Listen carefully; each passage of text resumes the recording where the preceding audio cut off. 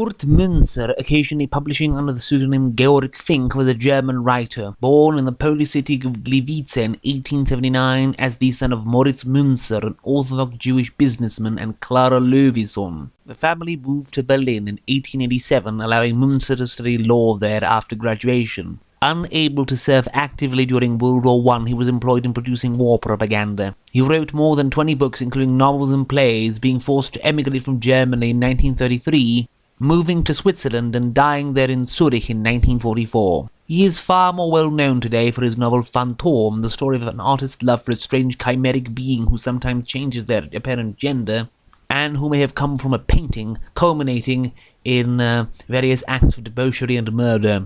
His collection Zwischen Zwei Welten, Seltsame Geschichten, or Between Two Worlds, Strange Stories, came out during World War I in 1916, when the author was mainly writing other more highly acclaimed works. The collection usually hovers around the levels of the more bland Edwardian-era collections in Britain, although there are some occasional sparks of actual inspiration. Der Tod von Salamanca, or The Deaf from Salamanca, relates simply how a vision of death standing in a doorway in Salamanca dissuaded the narrator from going inside said doorway shortly before that particular house would catch on fire. Der Brief, or The Letter, meanwhile, simply has the spectre of a dead wife trying to finish penning a letter to her lover and her husband overseeing it and thus finding out who it was.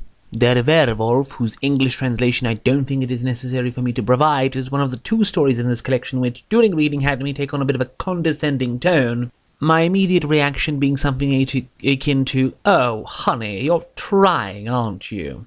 Because this is the story of how a giant wolf appears about a countryside coincidentally right after a new recruit comes in to join the local military brigade. And coincidentally, when he's forced to take part in the hunt on said wolf, first they see the stranger and don't see the wolf, and then they see the wolf and don't see the stranger.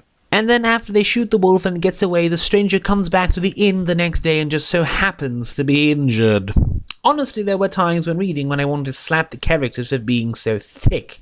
At the end of the tale, after marriage has been arranged between the stranger, Adalbert, and the innkeeper's daughter, Manya, the stranger gets himself shot, and later on at the end, Manya even says how she won't say anything definitively, but how odd it is that after Adalbert got shot, the wolf was never seen again.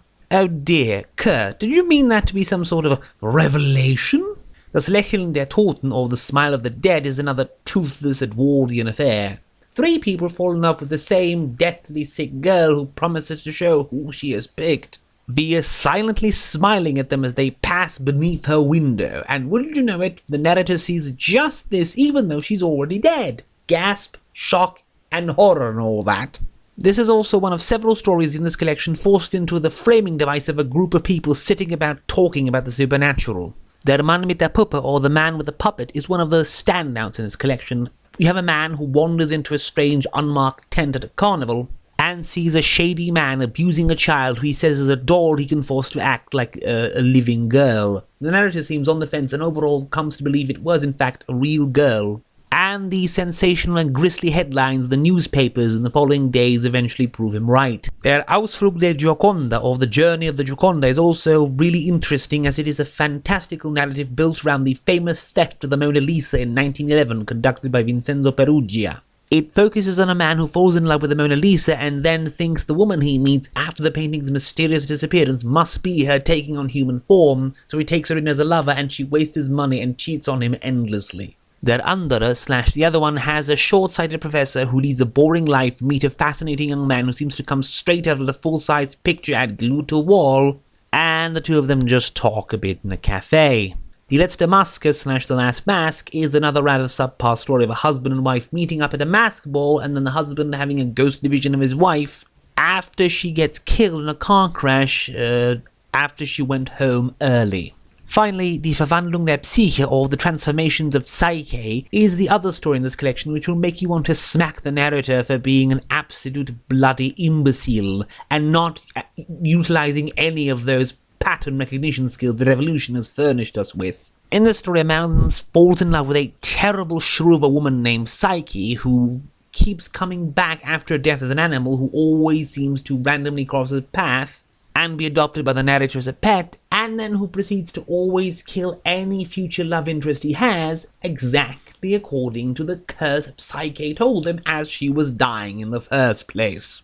And when it happens for the third time in a row, especially with him having adopted a goddamn snake, I wanted to yell at this moron for being such a bloody fool. Instead of that lifelong vow of celibacy, you could have just, not kept any pets. Overall, it's a bit of a substandard collection with a few standouts, and I do hear good things about Münzer and look forward to reading his works in the future.